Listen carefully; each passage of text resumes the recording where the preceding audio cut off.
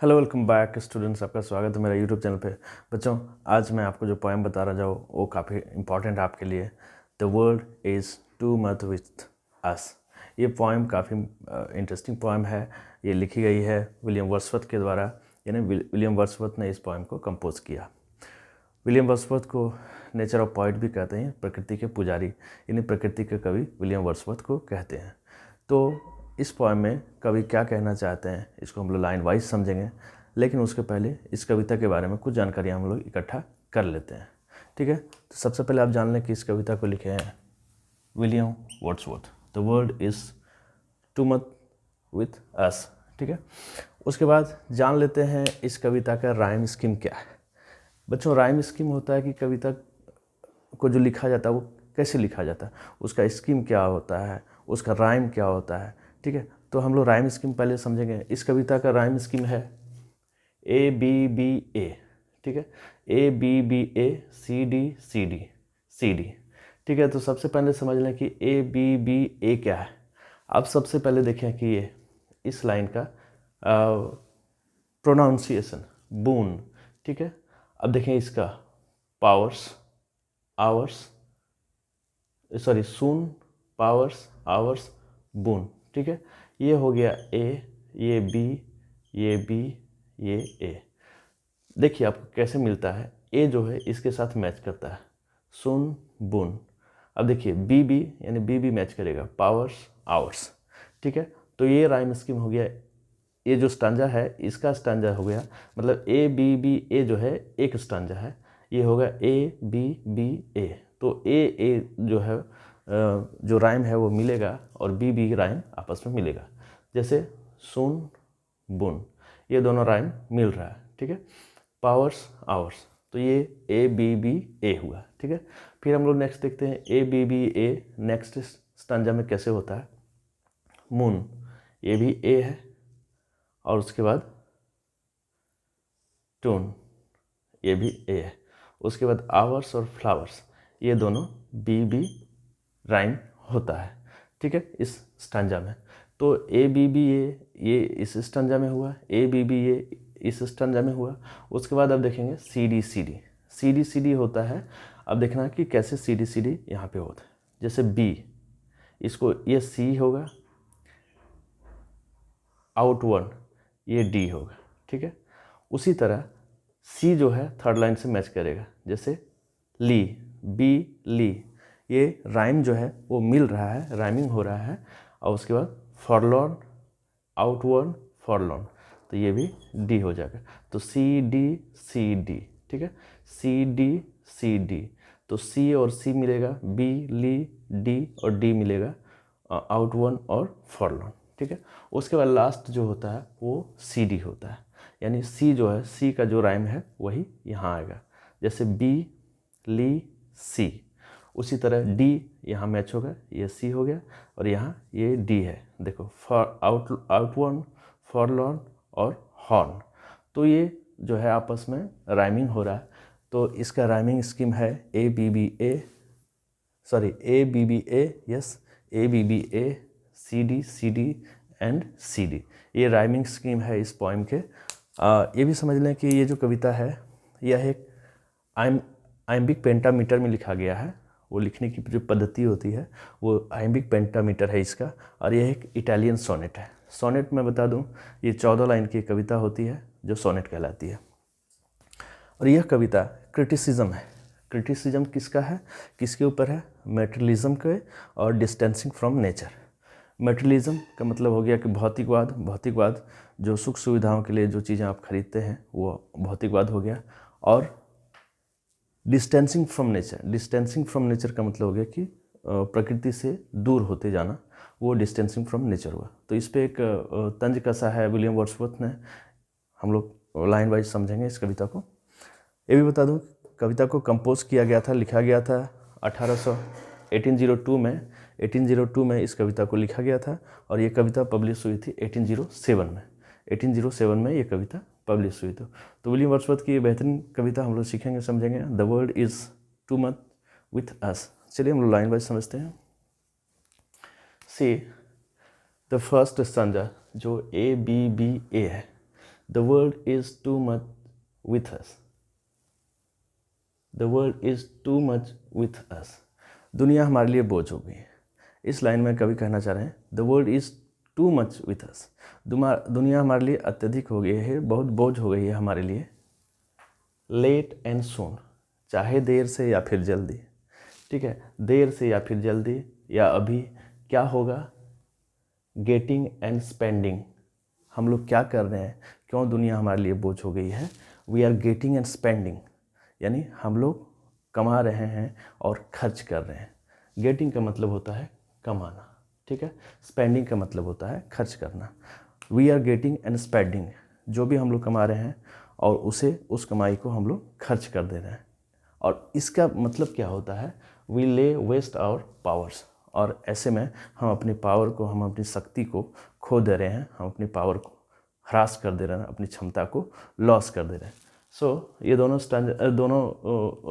Line का मतलब आपको समझ आ गई होगी। The world is too much with us, late and soon, getting and spending, we lay waste our powers, हम लोग कमाने खाने में अपनी शक्ति को बर्बाद कर दे रहे हैं, खो दे रहे हैं। ओके, नेक्स्ट लाइन हम लोग देखते हैं। See a little we see in nature that is ours, we are in distance from nature, हम लोग जो हैं नेचर से काफ़ी दूरी पे हैं, हम लोग नेचर से दूरी बना रहे हैं। तो थर्ड लाइन में कभी यही कहना चाहते हैं, little we see in nature that is ours, हमारा जो नेचर है उसकी तरफ हम बहुत कम देखते हैं। We are away from our nature, यानी हम लोग अपनी प्रकृति से, जो प्रकृति है उससे काफ़ी दूर चले जा रहे हैं और प्रकृति को हम लोग भूलते जा रहे हैं। तो कह रहे हैं कि little we see in nature, यानी अपनी प्रकृति को जो है हम बहुत कम आंक रहे हैं, अपनी प्रकृति की महत्ता को हम लोग नहीं समझ रहे हैं। तो कवि का मतलब है कि प्रकृति से जुड़े रहना, ठीक है। Now fourth line you can see here, we have given our hearts away a sordid boon, ठीक है, हमने अपना हृदय को, हमने अपने आत्मा को खो दिया है, दूर रखा है। घिनौनी वरदान, घिनौनी वरदान, यहाँ कहने का मतलब ये हो गया कि जो भौतिकवादी चीज़ें हैं, जो भी भौतिकवादी चीज़ें हैं जिससे आपको सुख सुविधा मिलती है, उसमें आप खो गए हैं और प्रकृति से काफ़ी दूर चले गए हैं। तो कवि का मतलब है कि आप प्रकृति से अट्रैक्टेड रहें, प्रकृति से जुड़े रहें और उसे भूलें नहीं। ओके, नेक्स्ट स्टांजा हम लोग देखते हैं जो कि ABBA है। The sea that bares her bosom to the moon, यहाँ देखिए, जैसे आपको पता है कि विलियम वर्ड्सवर्थ प्रकृति के पुजारी हैं, प्रकृति के कवि हैं, उसको ध्यान रखते हुए कवि ने यहाँ प्रकृति का वर्णन बहुत अच्छे तरीके से किया है। The sea that bares her bosom to the moon, समंदर जो है अपनी सीना फैलाए चंद्रमा को देखते हैं, समंदर अपना सीना फैलाए चंद्रमा का सामना करते हैं, ठीक है। The winds that will be हॉलिंग at all hours, और जो हवाएं हैं वह घंटों तक गरजते रहते हैं। यहाँ हॉलिंग का मतलब हो जाता है गरजना, ठीक है। The winds that will be हॉलिंग at all hours, यानी घंटों तक हवाएं जो है वो गरजती रहती हैं और समंदर जो है अपना सीना ताने चंद्रमा का सामना करती है। And are up gathered now like sleeping flowers, और ये जो हवाएं हैं ये अप गैदर्ड्स हो गए हैं, यानी मिल गए हैं, आपस में गैदर्ड हो गए हैं और बिल्कुल शांत हो गए हैं। किसके जैसा? स्लीपिंग फ्लावर के जैसा बिल्कुल शांत हो गए हैं, ठीक है। तो कभी एक्सप्लेन कर रहे हैं बहुत अच्छे तरीके से। नेक्स्ट लाइन हम लोग देख लेते हैं। फॉर दिस फॉर एवरीथिंग, इसके लिए और सभी चीज़ों के लिए, हर एक चीज़ों के लिए, we are out of tune, यानी हम लोग आउट ऑफ ट्यून हैं।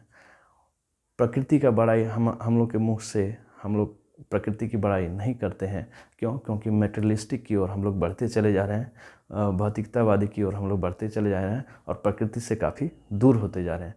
तो प्रकृति का वर्णन हमारे मुख से नहीं हो रहा है, प्रकृति का वर्णन करना चाहिए, जैसे विलियम वर्ड्सवर्थ इस कविता में कहते हैं। ओके, नेक्स्ट हम लोग देखते हैं। हेलो, सो स्टूडेंट, हम लोग देखेंगे नेक्स्ट लाइन को हम लोग देखेंगे।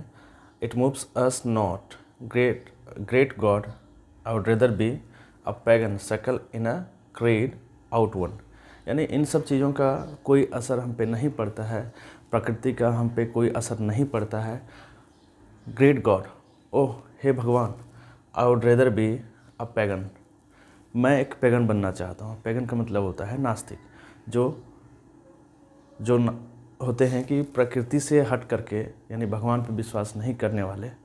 मैं यहाँ नास्तिक बनना चाहता हूँ। यहाँ नास्तिक करने का मतलब है कि सारी चीज़ों को छोड़ करके मैं प्रकृति की ओर जाना चाहता हूँ। कभी जैसे आपको पता है विलियम वर्ड्सवर्थ प्रकृति के पुजारी हैं, तो वो प्रकृति की ओर कदम रखना चाहते हैं, प्रकृति की ओर बढ़ना चाहते हैं। सकल इन क्रीड आउटवर्ड, जो निराशा है धर्मों में, पंथों में, मजहबों में, वहाँ से मैं उठ करके मैं प्रकृति की ओर बढ़ना चाहता हूँ। यहाँ सीधा सीधा मतलब है कि भौतिकतावादी को छोड़ करके आपको प्रकृति की ओर कभी ले जा रहे हैं तो उनके बात को फॉलो करना है। पैगन का मतलब होता है नास्तिक। So might I standing on this pleasantly, और मैं प्लेजेंटली पे खड़ा रहूँगा। प्लेजेंटली का मतलब होता है घास का मैदान, घास का मैदान, खूबसूरत घास का मैदान जिसको मीडो भी बोलते हैं आप, वहाँ पे मैं खड़ा होऊंगा और देखूँगा क्या, have glimpses that would make me less forlorn, और मैं देखूँगा, झलकियाँ देखूँगा, प्रकृति की झलकियाँ देखूँगा, जिससे मैं अकेलापन जो मेरे अंदर है मैं वहाँ अपने अकेलापन को दूर करूँगा। अनाथपन जो है लोगों में, वहाँ से हट करके आपको ऊपर आना होगा, प्रकृति की ओर आपको चलना होगा। ठीक है। Have sight of Proteus rising from the sea, मैं प्रोटियस को भी देखूंगा। प्रोटियस जो होते हैं वो समुद्र के देवता होते हैं, और मैं प्रोटियस को देखूंगा। जो प्रोटियस समुद्र से धीरे धीरे ऊपर आएगा, मैं उस प्रोटियस को भी देखूंगा। On hear old Titan blow his wreathed horn, और मैं टाइटियस को भी देखूंगा। जो बूढ़ा टाइटियस है वो भी समंदर का देवता है। यहाँ पे बता दूं कि प्रोटियस समंदर का देवता है, ट्राइटन भी समंदर का देवता है, और मैं उसकी हॉर्न को सुनूंगा। उनके जो हॉर्न है उनको मैं सुनूंगा। ये समंदर की जो लहरें हैं उसको शांत करने वाले देवता माने जाते हैं। तो बच्चों, ये कविता कैसी लगी आप ज़रूर से ज़रूर कमेंट बॉक्स में बताना। आपकी अंग्रेजी कैसे स्ट्रॉन्ग हो, इसको लेकर के बहुत सारे वीडियो बने हुए हैं चैनल पे, आप ज़रूर से ज़रूर देखना। Thanks for watching.